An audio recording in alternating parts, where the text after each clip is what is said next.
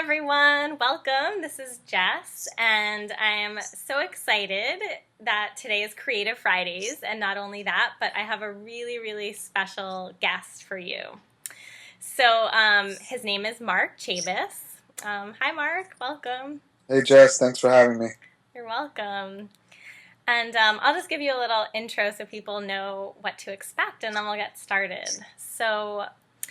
Mark is amazing. He's such a creative and spiritual and inspiring person. And if you out there, if you have dealt with any kind of personal tragedy or loss in your life, listen up because I think this will be particularly poignant for you. Mark, I'll let you kind of tell your story, but the basics of it is he's a coach, a speaker, an author of this amazing book that I have right here called Remembering Your Spirit. And tell us, Mark, just in a nutshell, about what caused you to write the book, what your story is, and what you Okay. do. Okay, I graduated from college with a degree in psychology, and I came home and I wasn't really sure what I was going to do with that. I had an interest in psychology, but I wasn't sure that I was going to, pursue that field altogether. And I remember my sister had said to me, you always were really interested in cooking, so why don't you, consider that? And so I brought it up to my parents, and they were like, no, that's just crazy. You just went to school for psychology for 4 years, and now you want to go back to school, and, you're not going to make any money as a cook. You're going to work crazy hours. You're going to work every holiday. They were like dead against it. And I'm like, well, I'm just going to go check it out because I had just come back off travel. I was traveling around Europe for like a month and a half after I graduated from school, and I was so inspired by all like the different kinds of foods and the cultures, and it was amazing. So when I came back, I'm like, I wanted more of that. I wanted to keep that going. So I decided to go check out a culinary school in New York City just to see if I would like it, against my parents' wishes, and I was fitted for a uniform that very day that I went in just to check it out. That's how clear it was to me that this is what I wanted to do. As soon as I started walking down the hallways and seeing everybody in their chef whites and smelling all the aromas and hearing all the pots and pans and the chopping and the loaves of bread that were piled high in the windows, I was like, this is home for me. This is it. I'm staying. Yeah. So I was doing that, and it was great. And at the same time, I was starting to investigate on a really small level my spirituality because I felt like when I went to Europe, I traveled around a lot, and the most impactful part of the trip was probably when I went to Rome, and it was, I think, because I was at the Sistine Chapel and I was at St. Pietro Square, and I was basically walking around and viewing all the things face to face that I had learned about in textbooks for so long. And it just like, I don't know, something about it, there was a connection there, and I felt like, well, maybe that's something that's missing in my life because I grew up with religion, but I didn't consider myself at this point a religious person. And so I was starting to investigate spirituality, and I was going to culinary school, and I felt like because of the books that I was reading and the things that I was learning that, well, maybe I could be a different kind of person. And so I had a great relationship, but it went south with my college girlfriend. And so I called her up, and I'm like, I'm reading this book, and it's really great, and I have a totally different perspective on life, and I think you should give me another chance. And she said, okay, and we went out to dinner, and then the rest is history. So we had this great relationship, and it was just growing and evolving, and I was in culinary school, and I was embracing my creative side, and I was doing what I was passionate about. And then 9/11 happened, and Lynn, that's the name of my girlfriend at the time, she worked for Cantor Fitzgerald, which was on the 101st floor, and so she passed away that day. And so the book is about the journey from basically the night before, um, and then the entire 10-year journey after that to where I am today, and the things that I've learned, and the really deep bottoms, and then the peaks, and then what I've learned from the process. So that's what the entire story is about, and where I end up in the story is where I am today, which is a life coach. And I wrote the story so that I could share it with people, and I use what I've learned to help other people to get through things that are going on in their own personal life. Hmm. So, Amazing. So amazing. And so along that journey, like of the 10 years, can you talk a little bit more about like your creative side? Maybe how, I don't know if it was for you connected to the spiritual side as well, but I know in reading the book, a lot of the things that resonated with me was when you tried improv and, you know, you were still doing your cooking and all of that, like all of those creative aspects. Because I know for me, as I've dealt with different tragedies and things in my life, having a creative outlet always became like, it felt almost like a grounding force for me. So I wonder if that was the same for you or what else you could tell us about that. yeah, I definitely think that, they're like, I think that people think creativity is something that would be nice, on the side to do with your life. Like I have my family that I have to take care of, or have my responsibilities that I have to take care of, and I have my job that I have to attend to. And it would be nice if I could take a yoga class every now and then, or if I could do something small. But what I've learned over this throughout this journey is that creativity is like your life support. If you can't find ways to be creative, then what else do you have? I mean, that's really where my strengths came through.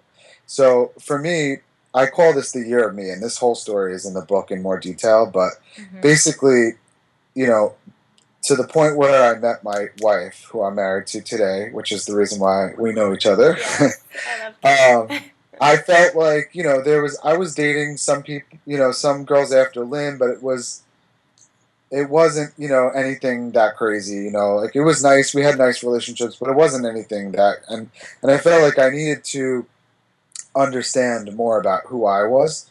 And so I picked up this book. It was called The Law of Attraction by Abraham Hicks. I don't know if you've ever heard of it, or you Mm-hmm. probably have heard of it at least because you read the book, but my Yeah. book.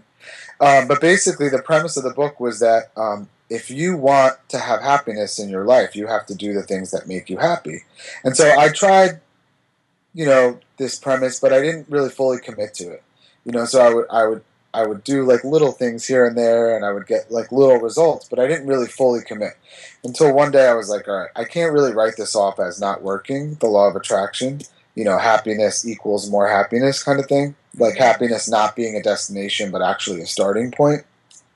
Until I really commit to it. So that's when I decided that I was going to go on this year adventure and travel wherever I want to go. Basically, anything that stuck out to me, anything that was exciting to me, I was going to move in that direction. And so, one of the first things that I did was I went to Puerto Rico because I felt like I wanted to get my health in a good place, and I wanted to understand more about what peak health was and like how good could you really feel. So I went to at the Ann Wigmore Institute, and I did a 2 week cleanse. Yeah, I Um, remember reading that in the book. yeah, so you What a probably crazy experience that was. right. Yeah. So, and when I was there, I met this girl, and she invited me to come back to Chicago. And so I went there, and I was like, okay, she invited me. I'm going. It feels good. That's it. I'm going. That's it. And I just went in that direction. And when we got there, one of the first things that she lined up, among many things, was to go to an improv show, which I had seen a show like that on television, but I wasn't really that into it. And I'm sitting there, and I'm like, wow, this is amazing. Like, these people are getting up there. There's no script, there's no preparation. They're creating this like hilarious stuff, which is like wildly entertaining. And I was like, I want to do this. I have to do this. So I came love back that. to New York, and after the trip was over, and the first thing I did was look into getting involved with improv.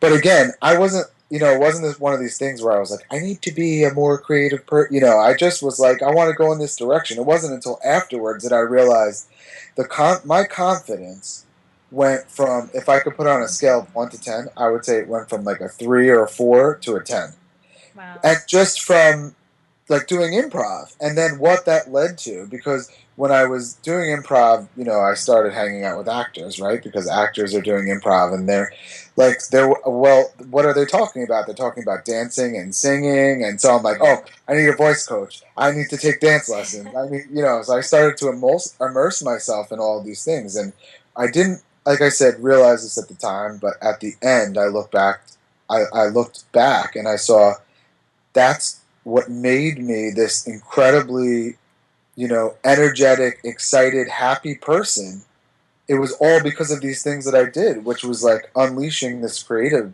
part of myself. Mm-hmm. And, so for some people, oh, it sounds like a nice thing to do, to do improv because it could be funny or something fun to do. But for me, Yeah. that's why I'm able to do the things that I do today. Why I'm able to run two businesses and promote my book and to do life coaching and to I have two young kids and to keep it all going is because the improv taught me that I could handle anything.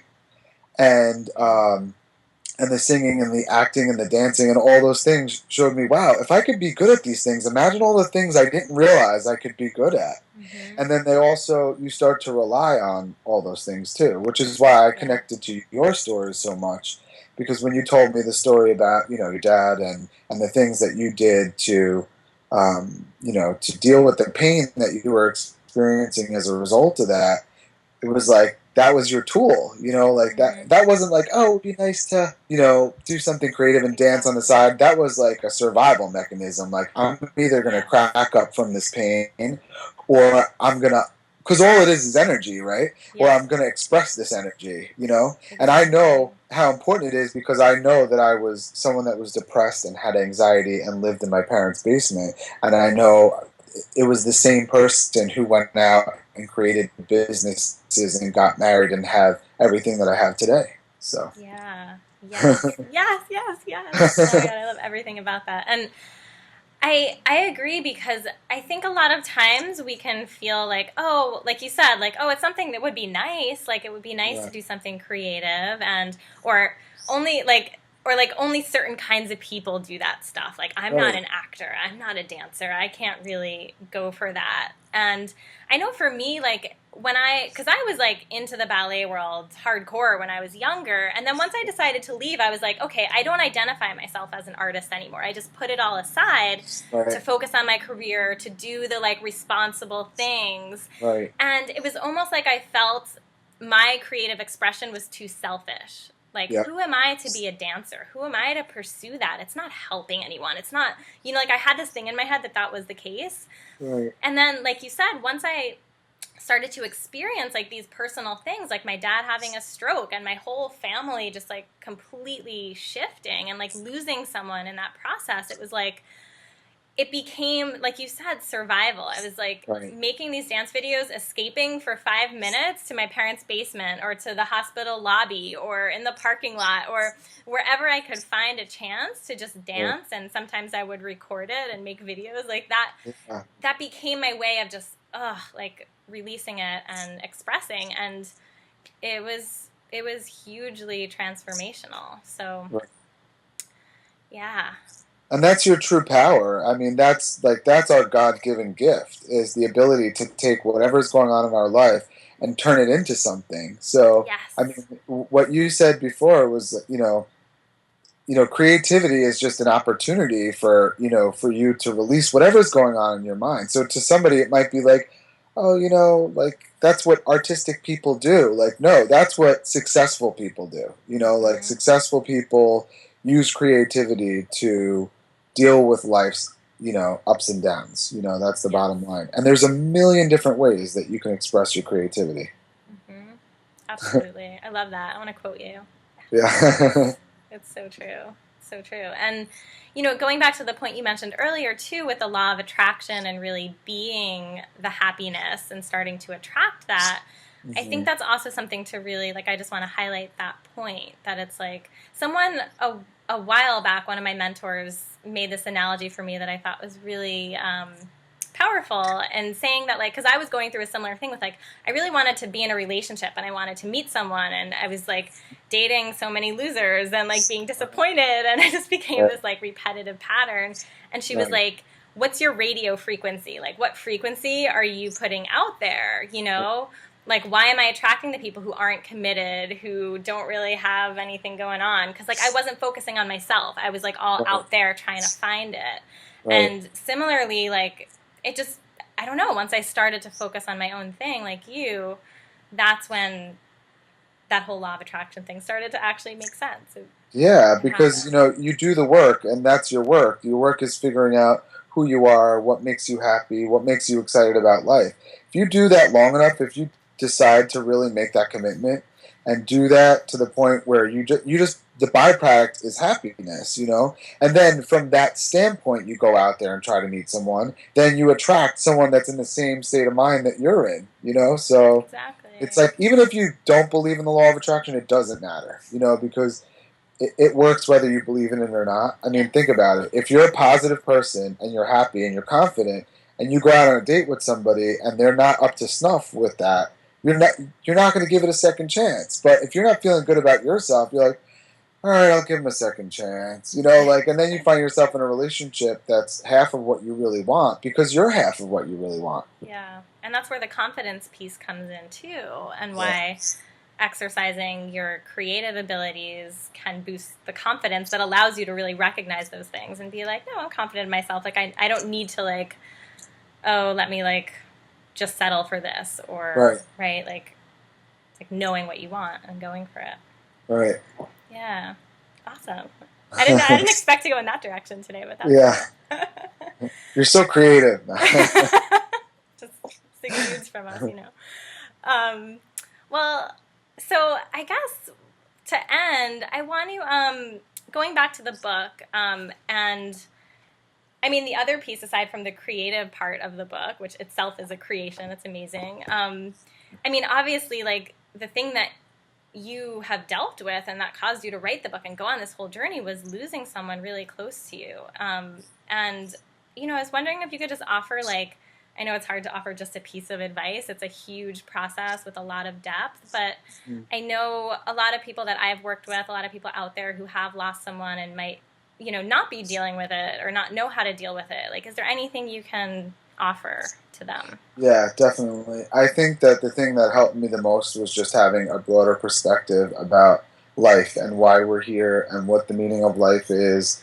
And that altered so drastically for me when I lost Lynn because I felt like the whole world, my model of the world I had created to be up until that point. And when the rug was pulled out from under me when she passed away, I was forced to figure out another way. And she was such a big part of that because we didn't really talk about this, so I'll just give you like a little piece of it.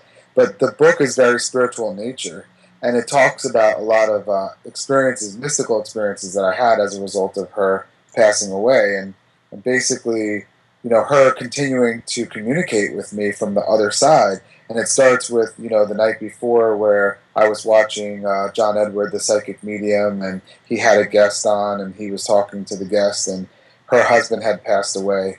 And he was saying, oh, yeah, I have your husband coming through, and your husband is saying that you didn't tell the kids that he passed away when he first passed. And so a feather came down one day when you were walking through the park, and you took that as a sign that it's time to tell your daughters that, their dad is never coming home. And this woman became like just outrageously hysterical. And so I was like, oh, he must have hit on something. He must know what he's talking about. And I got really choked up. I was like, wow, so people can really like communicate with the dead. I mean, I had seen it, but it wasn't until that moment where I really started to take it seriously.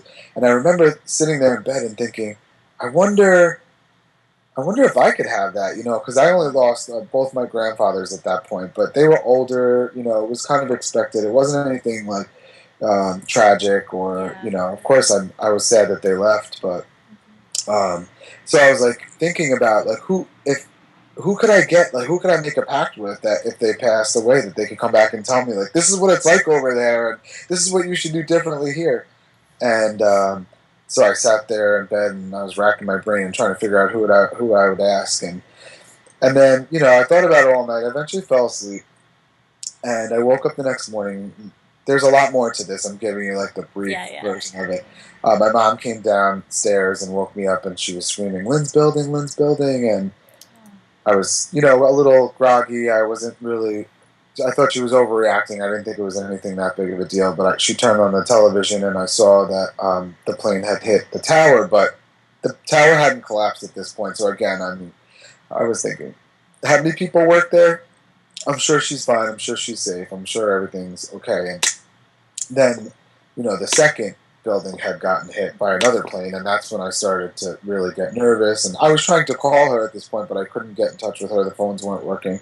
And I went upstairs, and I was watching the television, and I'm watching the tower, the first tower now, crumbling. And I'm pacing back. I'm like, this is not good. This is not good. And I'm pacing back and forth, and all of a sudden I have this feeling behind me, like someone's standing behind me. That eerie feeling, like when you're, in a crowded room and you feel like someone's looking at you, and you turn around and they're totally staring at you. So I had that feeling, and I turned around, and up against, there were two sliding glass doors there, and up against the sliding glass door was a feather, and it was dancing back and forth. And I walked over and I opened the door, and the feather fell to the ground. And that was a sign to me right away. I knew that she was gone. I didn't want to believe it, so I put it in a jar and I stuck it on a shelf, and I continued to go into the city and search for her and travel all over the city. And we went everywhere, in hospitals, putting up signs. I mean, we just went wherever because, the city was in mayhem, and there were stories flying around that maybe, oh, she worked for Kenneth Fitzgerald. Some people got out and they're safe, and they're in New Jersey, or they're here. That check this hospital. None of them were true. Obviously, nobody made it out from her firm unless they weren't there that day. So that was the first of, like, wow, if that was a sign from her, then that means that, or like, her body is gone, but there's an aspect of her that's still alive. And then there were so many more stories after that, with the dove and the butterflies, and there were always other people involved in these stories. So I knew that even though I doubted them, there were other people like, yeah, this is like really happening. When a white dove, is sitting on your truck for 2 days, and there's another white dove across the street on your neighbor's truck, who my neighbor had also lost her husband in Kenneth Fitzgerald. And my other neighbor was taking pictures of these. Like, you can't make these things up, when do you see these pure white doves, like, hanging out on your property, especially right after this had happened. So it started to shift the way that I looked at life and looked at the world. And so to answer your question, I think the biggest piece for me was that when I really started to investigate that, like, where do we go after this? And if she's still able to communicate, then that means that when we die, we don't really die. We just leave the body and we go somewhere else. So it started to make me really look into this. And when I wrote the book, I have to admit, I was a little nervous that people that lost loved ones that weren't having these signs, that they were going to feel like their loved one didn't love them, or what are they doing wrong, or what had they done wrong to not receive these signs. But the amazing thing was, there was a complete opposite effect. And I started getting emails and phone calls, and people were like coming up to me and saying, for example, there was this guy who his brother had committed suicide, and I knew this guy. I knew that he was going to read the book, and I was a little nervous, like, how was he going to take it, Yeah. And so he said he read the book in like 2 days, and he said he was at the gym, and he was running on the treadmill, and he said to his brother, who had passed, why don't you come back and talk to me? Why aren't you sending me any of these signs? And he said within like 30 seconds, the music that was playing throughout the loudspeaker system in the gym changed from one song to another, and the song that came on was him and his brother had this like theme song that they would always like sing when they would get together. It was like their childhood theme song. Yeah. He said that song came over the radio. Wow. And it was right after he had said, like, send me a sign, I want a sign. And I would get like story upon story upon story about all these people that were like, I read your book, and it opened me up to the idea that could be possible for me. And then signs started just flowing in. So if the one piece of advice that I could give to people is read the book, so that it will open up your mind to that these things could happen in your life, and then sit back and watch the miracles occur in your own life, because it is possible. And it's my belief that not only our past loved ones, but also our higher self is communicating with us all the time. And we just aren't open to it. Like, there's things that are going on around us all the time, and we just chalk them up to be a coincidence. But it's really, as Carl Jung puts, that's synchronicity, which is there's meaning behind it. So if you have, and it's amazing, because this is one of the best things about writing the book is this is a big part of my life, these stories and these things that happen. And now because I've written the book, I get to go places and people are like, I want to tell you my story. I want to Yeah. tell you my story. And I love hearing it. I never get tired of hearing these stories because it's every day Yeah. it's a reminder to me that, we are, there's such a bigger picture here, that we're all connected, that we all came from the same place and that we're all going to the same place. And that life doesn't have to be as hard as we make it most of the time. Yeah. So I hope that answers your question. Yeah, absolutely, absolutely. I love that story, and I think that what I really hear from that is that it's about opening your belief system too, because and a lot of people I'm sure are listening to this and like really skeptical of like, oh well, that can't happen to me, or but it's like if you believe that, then it probably won't. Yeah.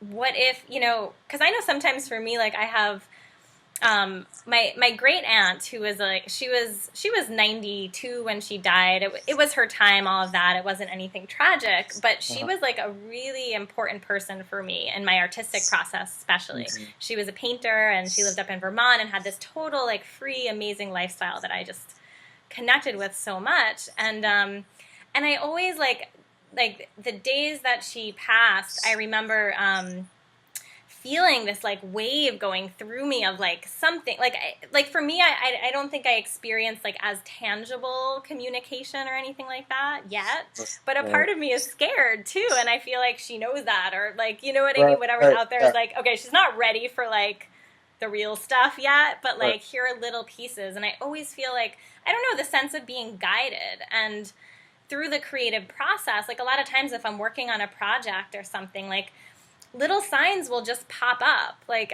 Yeah. I started looking back at like, I was a huge fan of cats when I was Uh, younger, and like I was like working on this piece once that I was going to perform at my cousin's school, and like I would walk by and there would be a book about cats sitting on the stoop somewhere in Brooklyn, just like someone was giving it away, and I would take that and I'd be like, that's interesting, or like little things. And my aunt had a cat actually, and like all these things like start to come together. So yeah.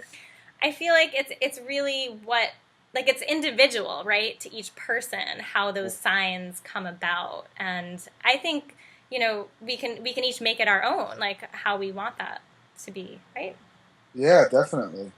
Yeah. Definitely. And I think the an important part of what you just said is the fear factor. Like Yeah. it's the fear of the unknown, and I had it too because when I started to have these signs, and they were all nice, beautiful things that happened. It was never like, but there were a few times, and you'll read about it in the book where I was so scared of it. Like when my Yeah. grandfather came through in one of the chapters. And I thought it was going to be Lynn, and it wasn't Lynn, and it was a male voice, and then I came to find out it was my grandfather. But I was so scared, like it completely freaked me out. But the one thing that I know now for sure is that there's absolutely nothing to be afraid of. That everything that you see in the movies is all for effect. There's no like, you know, demonic possession Yeah. and like people taking over your lives. And Yeah. believe me, because I've worked with some of the best mediums, I've even gone for training myself, and I know some of the best mediums that are hired by NYPD, LAPD. They're solving crimes 2-3 times a day. And they're like, you don't have to worry about that. Nothing bad is going to happen Wow. to you. You're in charge. You're in control the whole time. And once you let that fear sort of dissipate a little bit, and you let yourself open up to it, it's amazing the things that start coming through. I mean, it's just like one thing after another, after another, after another. Then another part of the book was the feather. Obviously, is a big part of the book, and that's why it's on the cover and it goes throughout the story. And then I also had written in the book that when I had gone to see that medium, I was planning a nonprofit event for Hurricane Sandy victims with a woman who happened to be a psychic medium, and I was going to meet her to talk about the event. And I walked in, and it was just small talk back and forth. And she was like, "Who's Lynn?" And I'm like, "Oh yeah, that's my girlfriend." That person. Yeah, what's going on with the book? And I was like, "Oh yeah," because I was writing the book for 3 years. I mean, actually, that's not true. I started the book 3 years ago, but it took me 3 years to finish it because, and I talk about that in the book too. But her and I talked a little bit more about the book and the process and what I needed to do, because she said, Lynn's here to tell you that you need to finish the book and get it out Wow. there. You need to share the story with people. And she said, you're going to start to see feathers around you. So, start. collecting them because I started to get used to it, and I would see them all over the place. Oh, there's another feather. There's another feather. To the point where it becomes like second nature. And like we'll joke about it. And she's like, start putting them in a jar. And within a few months, I had this jar filled with feathers. I mean, it's one thing to go out in the park, like go to Central Park and start collecting feathers, but this was like getting in my car and there's a feather on the dashboard, or sitting on the couch with my daughter. I get up to go to the bathroom, I come back and there's a feather where I was just sitting. Like it was always in the most obscure places. Like even to the point where when I was still cooking, I was in the kitchen, doing like these little sliders that I would make for parties, and I would like hand make the sliders, and I would go like put salt on the sliders and walk away to grab the pepper, and I would come back and there would be a feather on one of the sliders. So it was like it was amazing, and so I started putting, and it wasn't until I had that jar that was filled with feathers that I realized like, wow, this is happening all the time, which means that she's looking out for me all the time, which means that our loved ones are looking at, there's like we have all these answers and all this help and all this guidance is available to us all the time. And if we open up to it, we allow for that to come in. And the reason why I think the creativity we talked about earlier is such an important factor is because, not only is it an opportunity to express yourself, but it also brings you from the left side of the brain, which is like the logical, put things in order, make lists, to the right side of the brain, which is the creative aspect. When you're on the right side of the brain, that's when all the inspiration comes through. That's when all the communication comes through. So if you are interested in, communicating with past loved ones or getting signs or things like that, definitely start doing some little things that just open you up to your creative side, because that's the only door you need to open up for them to get in. I love that. That's such a great point. Yes. Being too stuck in that like logical, analytical zone of the left brain it kind of stops it in a way. Like you don't have access to that right brain as much. Yeah, definitely. Yeah. So. Amazing. I love it. Well, I feel like we could keep talking for hours, but for now, I'm sure there will be more opportunities to talk more. But thank you so much. This has been so amazing, and I'm sure everyone is going to want to go get a copy of your book. So can they do that on Amazon? What's the best way to do that? Yeah, they can do it on Amazon. It's at Amazon or Barnes and Noble. So or you could go to my website; it will take you there as well. MarkChabus.com, and you can find out more information about my coaching. I'm also on Facebook, Facebook, / Mark Chabus. You can also I do daily posts about things that are going on and events that are coming up and things that I've learned, and like always continually learning new things. And one of my favorite things about learning is sharing that with other people. So if they're interested in keeping up with that, then I would say check out my Facebook page and my website. Awesome. Yay. Thank you. Thank you so much. You're welcome. There we go. Yeah, we got to do a little dancing. Never hurts. I know. That's why I love your videos. I mean, I can't get enough of them. Thank you. Thanks. It's hard to look at somebody that's smiling and not smile. It's hard to look at somebody that's dancing and having a good time and not just like want to start dancing, Yeah. So we need that. Keep it going. Oh, thank you. Look, that's my intention. I hope everybody wants to dance when they watch the videos. Yeah, definitely. 100%. Yay. All right. Thanks, Mark. All right. Thank you. I'll talk to you soon. Okay. Bye. Take care.